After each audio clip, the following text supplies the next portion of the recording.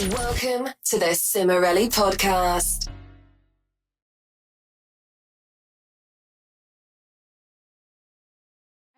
So I actually did break up with Nick, my husband, in the beginning of our relationship, and he was so sweet in the breakup. He actually sent flowers to me on what would have been our anniversary, because it would have been like the 6 month. It was like 6 months in. Would have been our 6 month anniversary. That's really cute. He sent flowers. It wasn't like an overly aggressive thing. It was, that was so sweet. He was just trying to say that breakup, that didn't really happen. We're still together. He was like, I still care. So he did that, but he didn't like attack me with texts and calls or anything. It was just like more of like a subtle thing.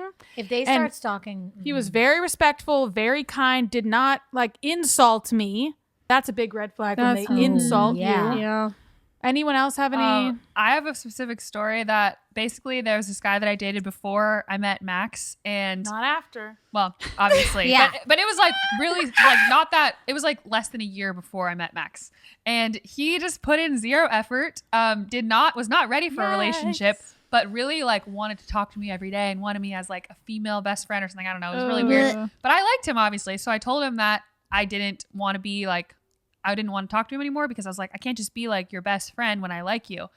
And then as soon as I tried to break things off, he started like crying and like, why do they always cry? and like freaking out. It's okay if they cry. And he was like, later's like, I'm hyperventilating. And I'm like, okay, no offense, but you didn't even want to go out with me on Valentine's Day. So why are you hyperventilating about me not being in your life? If you don't even like, you can't just say, oh no, when I'm about to leave, I care about you so much, when your actions leading up to this point were the opposite of that. So yes, like, exactly. I would say- This is a big thing that I've seen where guys don't give a rip about you, and then as soon as you break up, they're like, wait, I just realized I love you. I'm obsessed with you. And it's like, no, Yes, and they always cry when they you do just it. don't want to lose something. You don't want to look like a loser or whatever.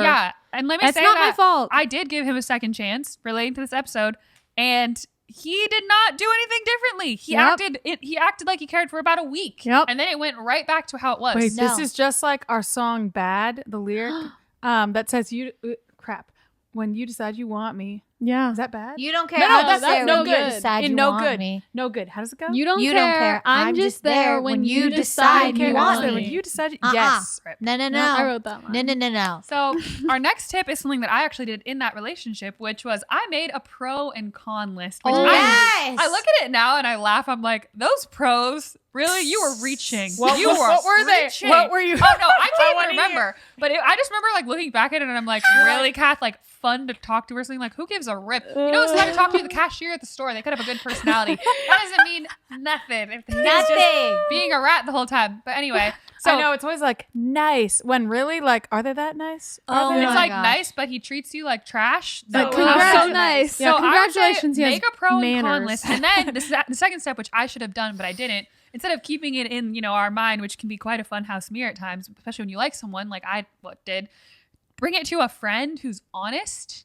And be like, okay, what do you Bring think? it to the Lauren in your life. Everyone points at Lauren. She's Send very it to honest. Lauren. And be like, what do you think of this pro con list? Do you think I'm being realistic here? Like, And Lauren's gonna tell you no. Guys, Like- if you send me a pro and con list gonna to my roast. Twitter, Let's I rip will it. tell you. I'll tell you my Ooh. thoughts. Like I literally, you could be like nice on one column, embezzling on the other. And yeah, you're like, because this is the great. thing. You might have like 30 pros and like 5 cons, but the 5 cons like completely outweigh the pros. So you can't just look at like the number. You have to look at like how bad this is versus how good this really is. For instance, like we said, serial killer. One con to outweigh every pro. yeah. Yes, You can embezzling. You can even rate each pro and each con 1 through 10, and then add them all up and see which column has a bigger number. And That's if true. they're honestly kind of the same, That's really not might that not be worth I means it. did you this- should just move forward. I did this without with my them. ex-boyfriend, and it was bad list. It wasn't that good. But I was like,